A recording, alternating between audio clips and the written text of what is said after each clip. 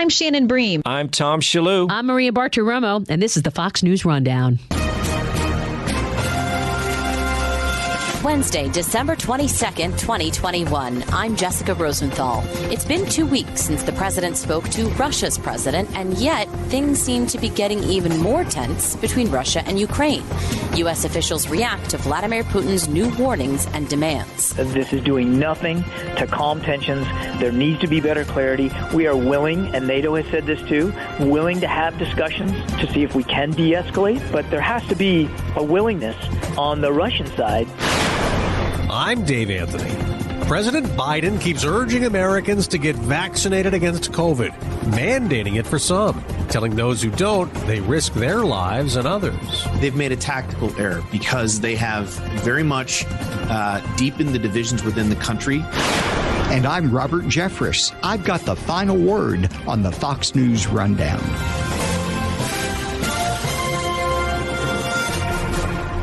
This week, Russia's President Vladimir Putin told his defense officials that if the aggressive line of our Western colleagues continues, we will take adequate military technical response measures, and he said react harshly to unfriendly steps.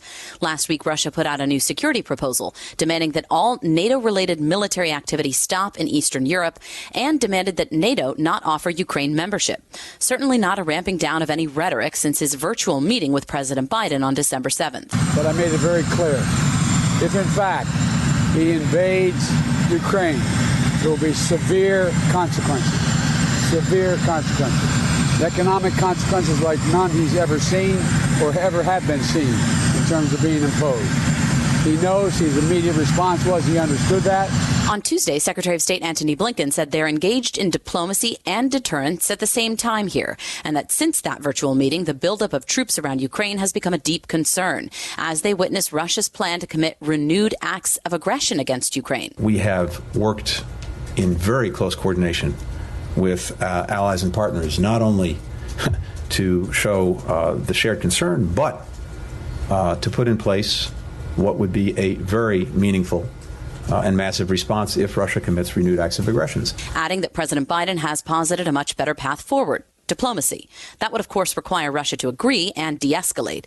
However, at this time, there's no planned meeting between President Biden and Russia's President Putin. Well, I think what's definitely clear is that things are not growing less tense. Pentagon spokesman John Kirby. He still has a significant force buildup around Ukraine, to the north, to the east, and even to the south, and that's worrisome. It's also not clear what his intentions are.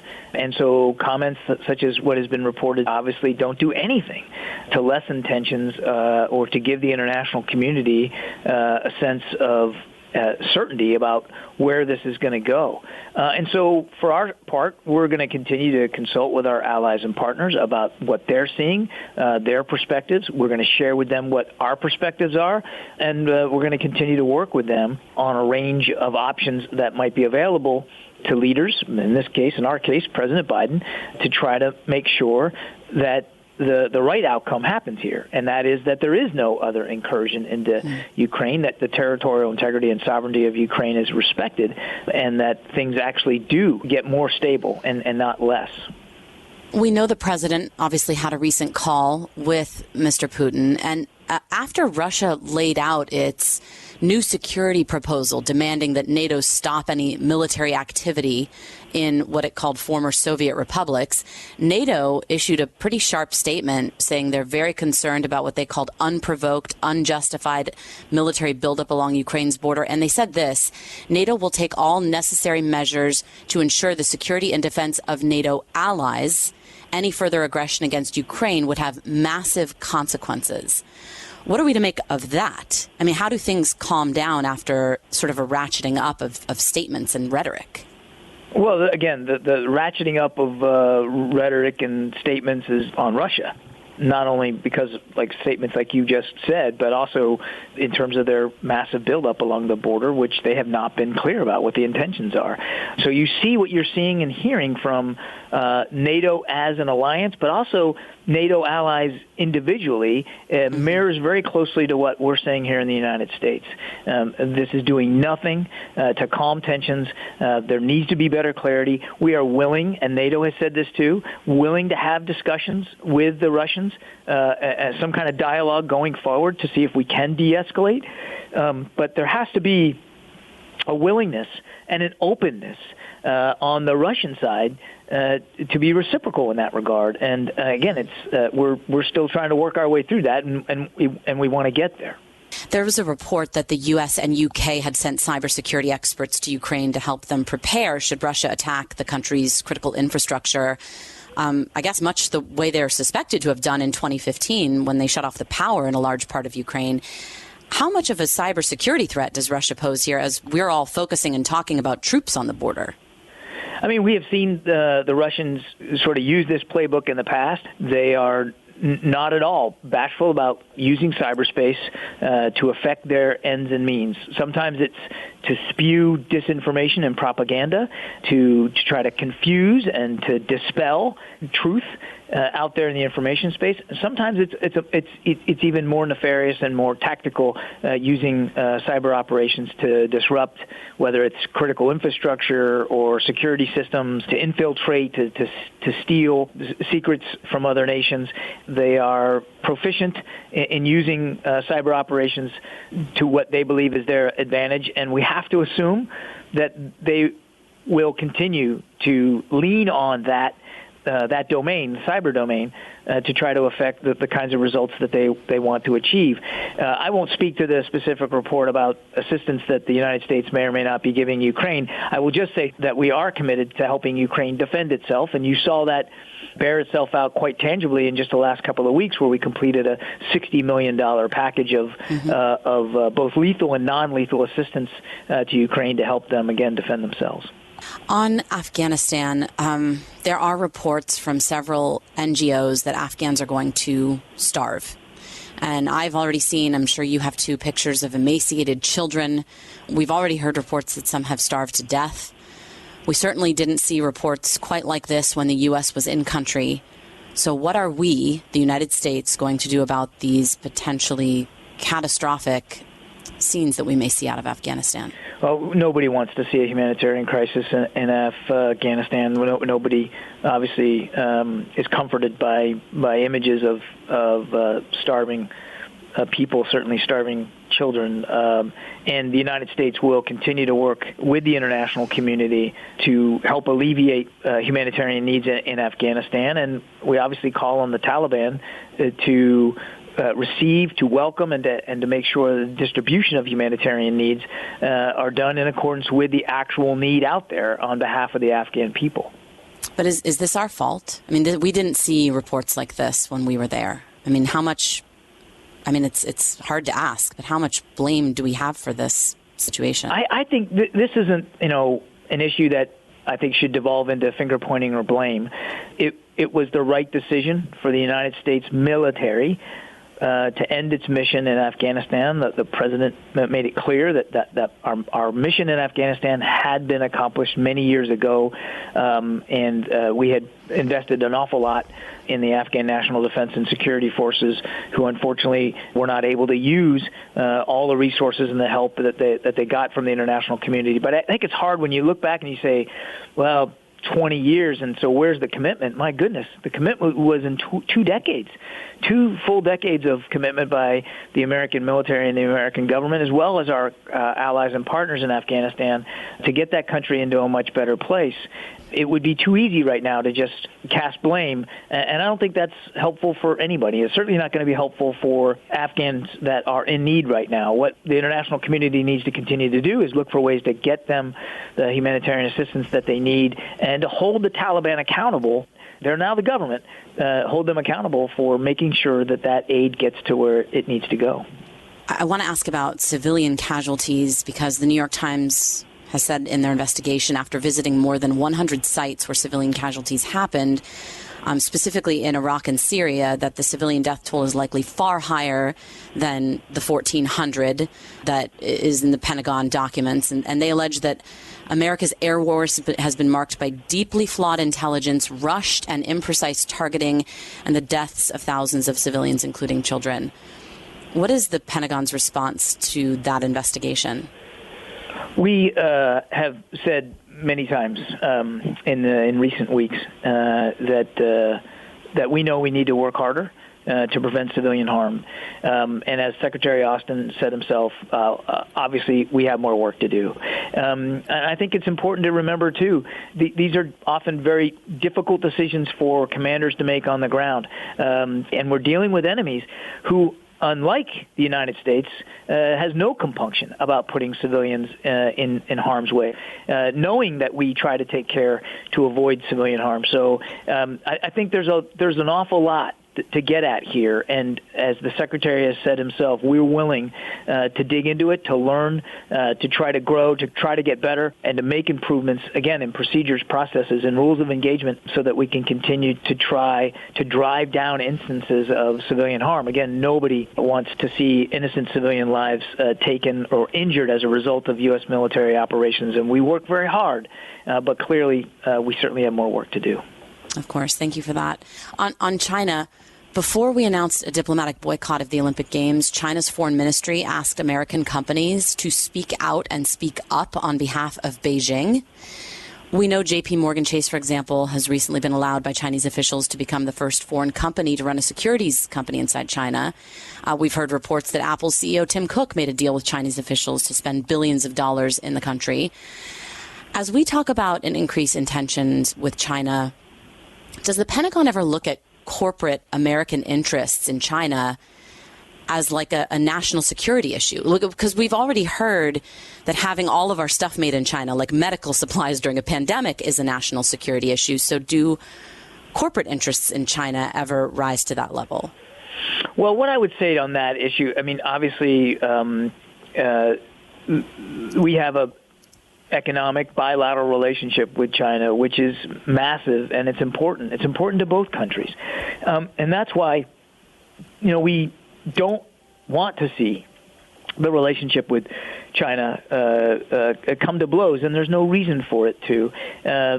We here in the department, though, we're tasked with defending the nation, and so our focus is on meeting the pacing challenge that China represents.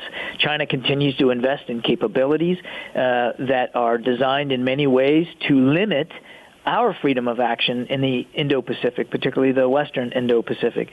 They continue to bully and coerce and intimidate their neighbors with false maritime claims and other geographic claims to try to expand their influence in ways that actually fly in the face of international law.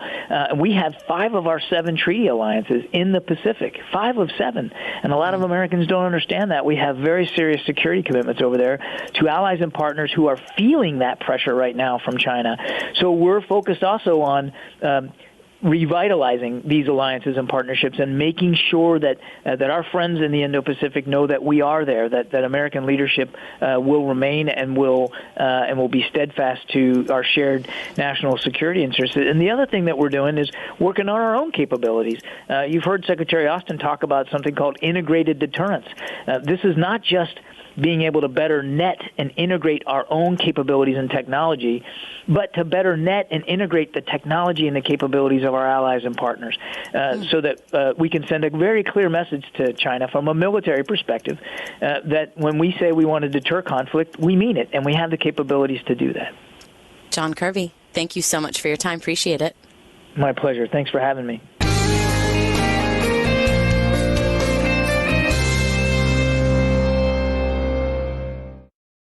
This is Robert Jeffress with your Fox News commentary. Coming up.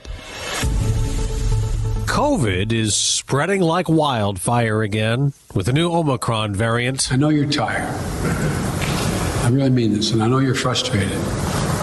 We all want this to be over, but we're still in it. So President Biden urges us again. Get vaccinated now. It's free.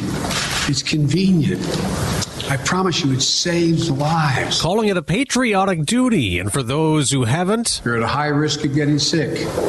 And if you get sick, you're likely to spread it to others, including friends and family. saying while shots and boosters don't prevent all infections, they are much milder. Almost everyone who has died from COVID-19 in the past many months has been unvaccinated. The president also promised more testing sites and 500 million at-home test kits the government will provide us free, at a time when his handling of COVID with mandates has met with more public disapproval. When he took office, the public very much approved of the way that he talked about and his handling of the issue of coronavirus. Tom Bevan is co-founder and president of Real Clear Politics. That remained even above his overall job approval rating. He was in the 60s there through about the middle of the year, and since suffered a pretty rapid deterioration of that. So I think the public, by and large, doesn't approve of the way that he's been handling things. I'm not sure that this is going to reset or reboot this new plan, which involves sending,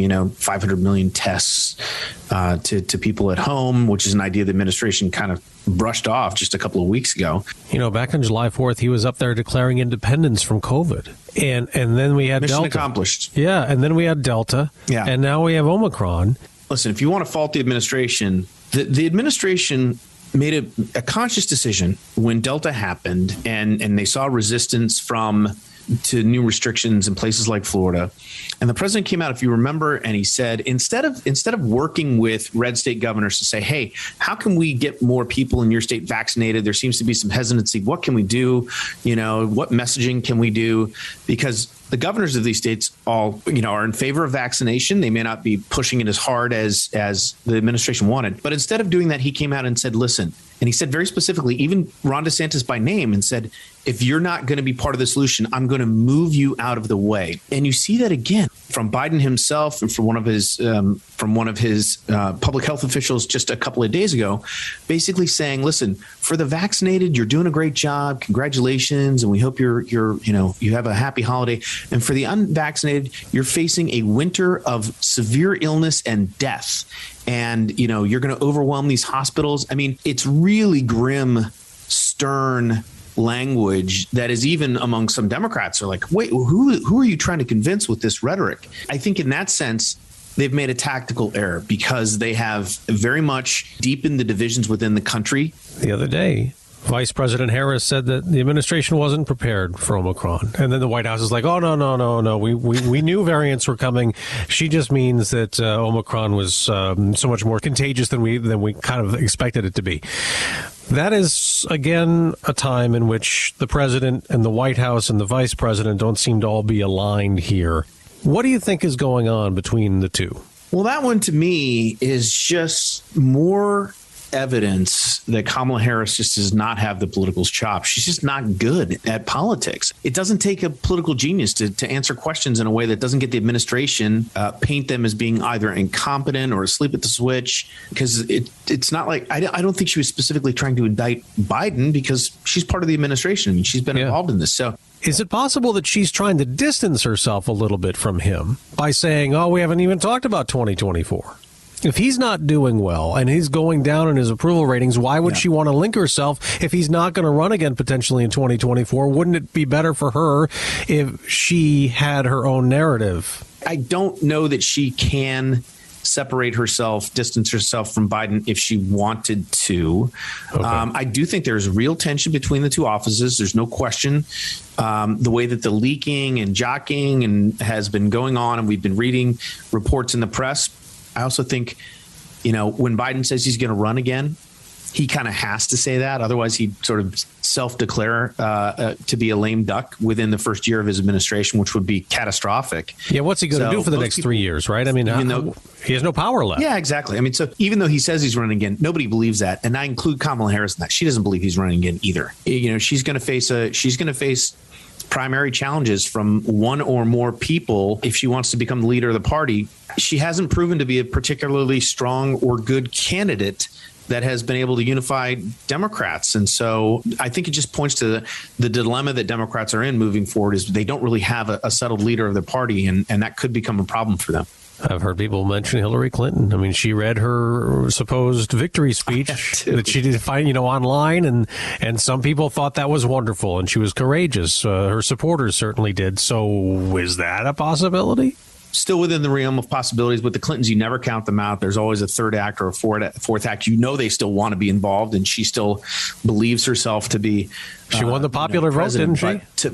For the Democratic Party to go backwards to the Clintons at this point, I think would be just insane.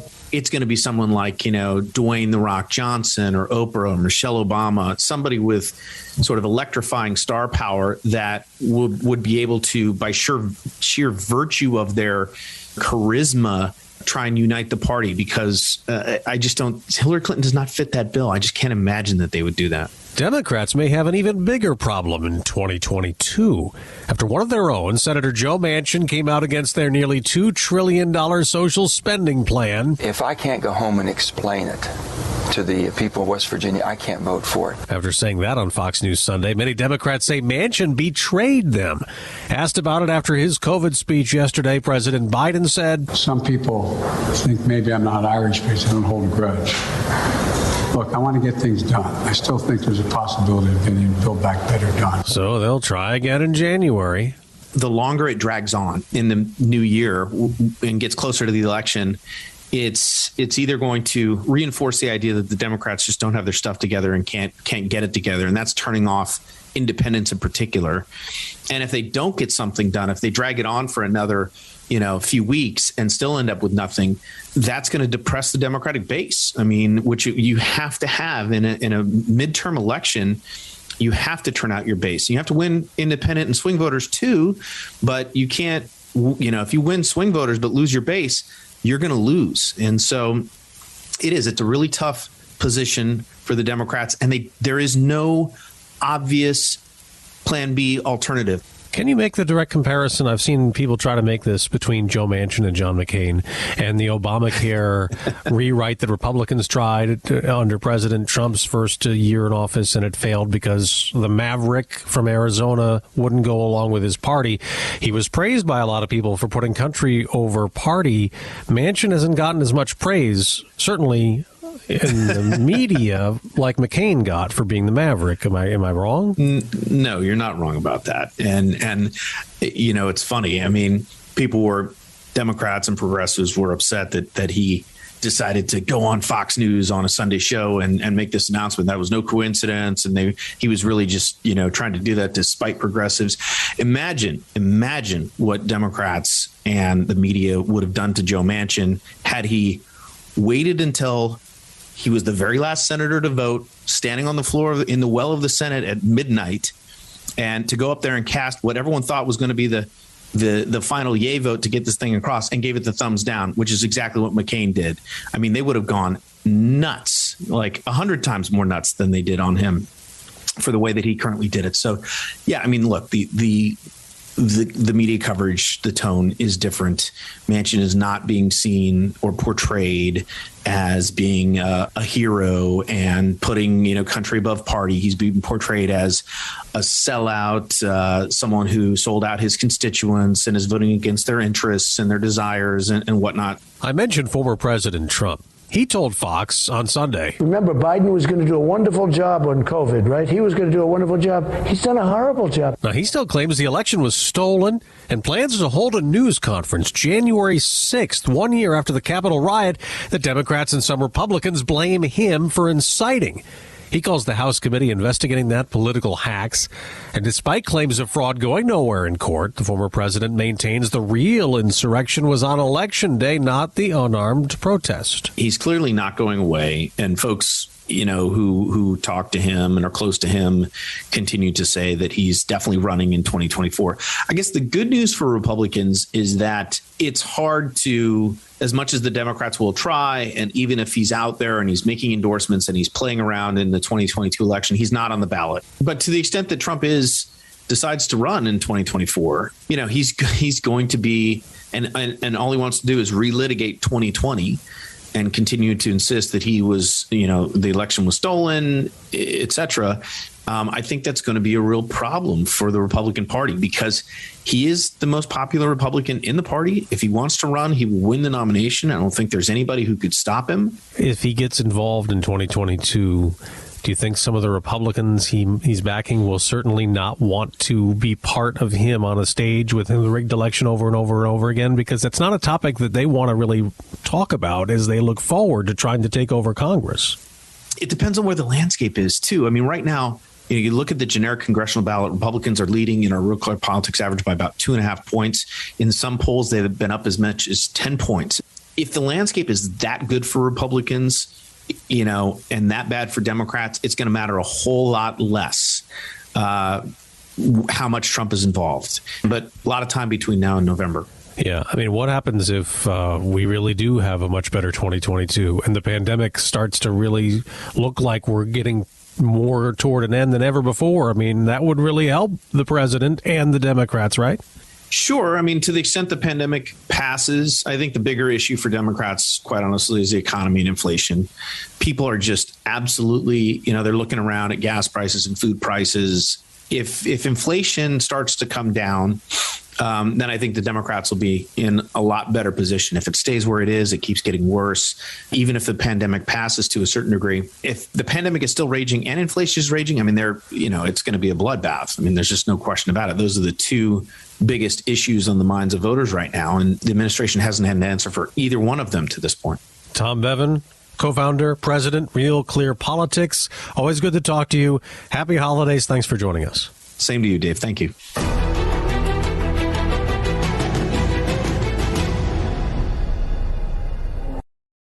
From the Fox News Podcasts Network. Stay on top of the latest news and information from Fox News. Listen and download the Fox News Hourly Update on your time. The trending stories you need anytime you want it. Listen and download now by going to foxnewspodcasts.com. Rate and review the Fox News Rundown on Apple Podcasts or wherever you listen. It's time for your Fox News commentary. Robert Jeffress. What's on your mind? One way you know that the Christmas season is starting is by the continuous showing of the holiday classic It's a Wonderful Life, starring Jimmy Stewart and Donna Reed. You probably know the story by heart. Stewart plays George Bailey, a man who has experienced a catastrophe at work. Disheartened by his circumstances, he curses the day he was born and decides to take his own life. An angel named Clarence rescues him and shows him what the world would have been like if he had never been born. Through the experience, Stewart's character sees the value and impact of his life on so many others. So just imagine, what would the world be like if Jesus Christ had remained in heaven and not crossed the gulf of eternity into time and space? What if there were no Christmas, no birth of Jesus Christ? If Christ had never come, our nation as we know it would not exist. America was founded on the idea that all men are created equal and endowed by their Creator with certain inalienable rights. This singular truth led to the end of slavery and fueled the civil rights movement. Before Christ came, there was no widespread belief in the inherent dignity and equality of each person. No pre-Christian political body ever had attempted anything like the 14th Amendment, which gives every single person the full and equal protection of the law. If Christ did not come, the daily lives of most people would look drastically different. Nearly every institution that enriches our lives, from charities to hospitals to universities, was founded by Christians who were responding to what happened at Christ's advent. You cannot explain history's most influential art and music, or literature and philosophy, without reference to Jesus. Without Christmas, there would be no Sistine Chapel or Notre Dame Cathedral, no Bach or Beethoven, no Dante or Dostoevsky. The reason Christ's coming elicited such a remarkable upheaval in politics and culture and history is because of what it means for people like you and me.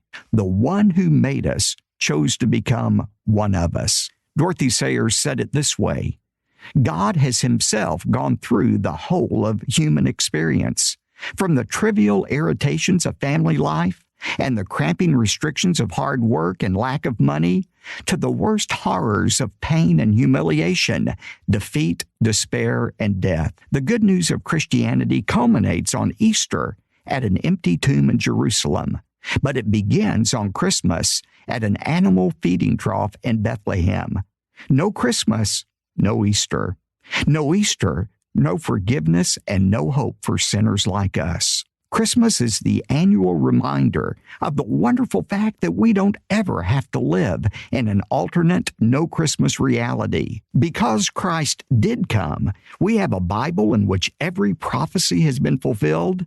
We have a Savior who has paid the penalty for our sin.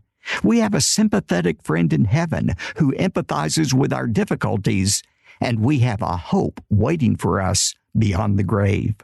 As the angel announced to the shepherds on a Judean hillside 2,000 years ago, "Do not be afraid, for behold, I bring you good news of great joy, which will be for all the people. For today, in the city of David, there has been born for you a Savior who is Christ the Lord." Thank God there is a Christmas. This is Robert Jeffress for Fox News. You've been listening to the Fox News Rundown.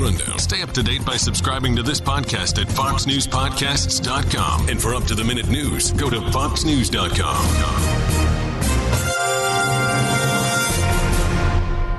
From the Fox News Podcasts Network. Download and listen to Everyone Talks to Liz. Fox Business's Liz Clayman talks with entrepreneurs and executives about inspiring and motivational stories. Subscribe and listen now by going to foxnewspodcasts.com. Love Fox News? Click the subscribe button to get more of the news and opinion you trust. And click the Fox News Rundown playlist for the latest episodes.